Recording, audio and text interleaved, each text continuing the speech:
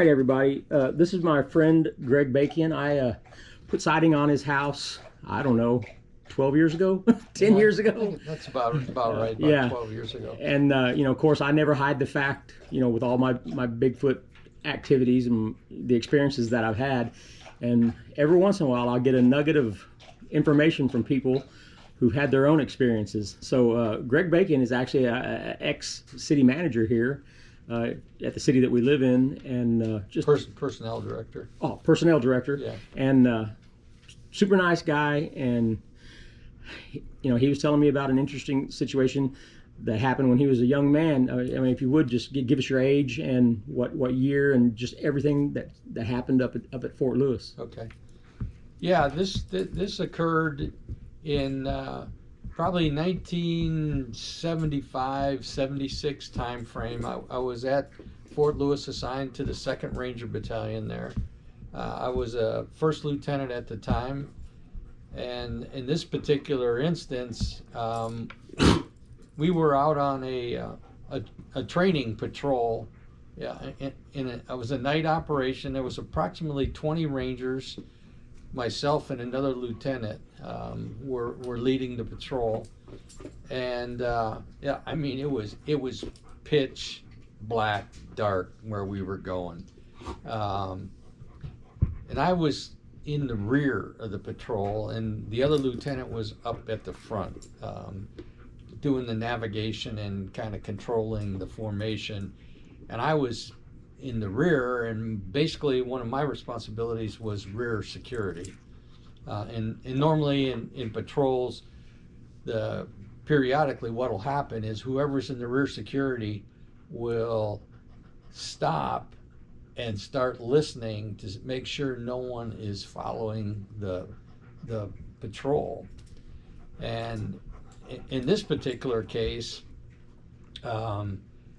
I did that, and I actually went back about 5 to 10 yards, stopped and backed off the trail that the patrol had taken, so that if anybody was following the patrol, they wouldn't hit and run into me. I would have saw them go by me. Now, I remember you telling me at the time that you thought it might be one of your superior officers testing y'all's ability. Yeah, just kind of checking the patrol and see what they were, how well they were navigating and their level of security and stealth and so on. Perception. Yeah. So I had no idea that what I was about to see was going to happen. So I must have been there for about 45 seconds. And I was just about ready to get up and join the patrol so they wouldn't get too far away from me, and then I wouldn't be able to find them. But as I was just about ready to get up and rejoin the patrol, I started to hear some noise, like somebody was walking out there. And so I just stayed where I was. And this was before we actually had night vision devices too, so it would have really been cool to have the night vision devices. So all I could really see was in the darkness was a silhouette, and so I remained as quiet as I could, not to scare this, so I didn't scare this whatever it was off.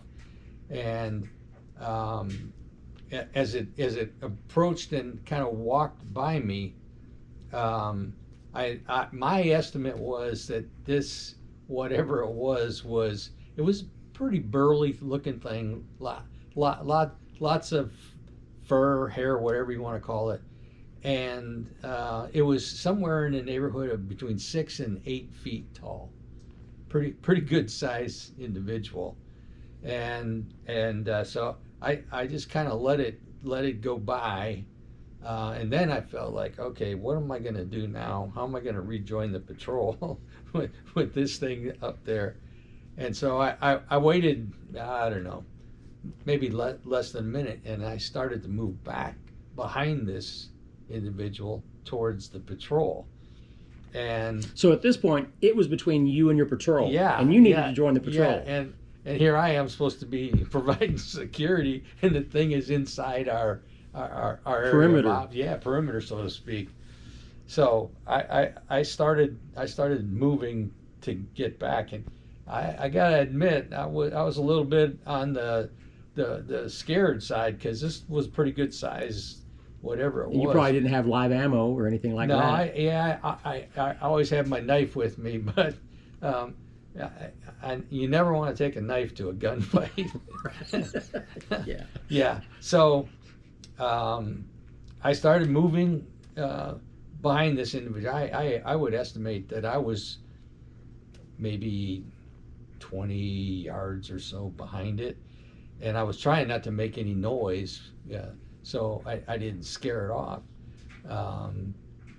And what eventually happened was, as he was moving forward and I was moving forward, I tripped over a tree that had fallen across the path and made a bunch of noise, and I just looked up to see the silhouette just take off to my left and run off into the bush.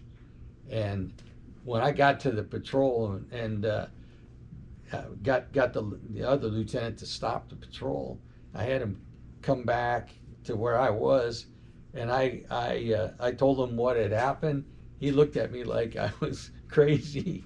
I said, I am sure of what I saw, And we called it Bigfoot back then. That's what we would call it, or Sasquatch. And I told him, I said I thought it was somewhere between 6 and 8 feet tall, pretty good size, lots of fur, and so he says, well, when we get back in, we're gonna have to make a report. So I had to write out a detailed report through the military police. We pinpointed the actual location where we were at, and I think what they ended up doing was going back out there on several occasions to see if they could find this whatever it was out there.